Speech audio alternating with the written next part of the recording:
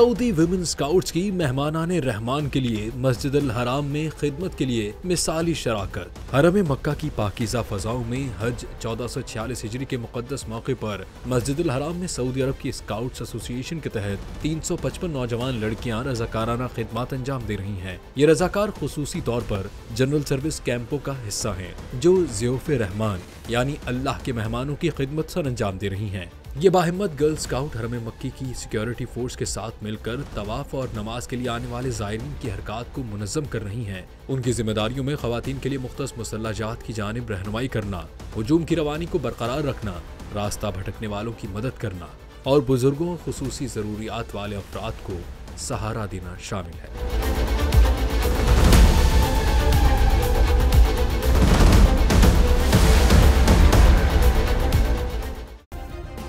Subscribe करें और bell दबाएं ताकि कोई खबर रह न जाए।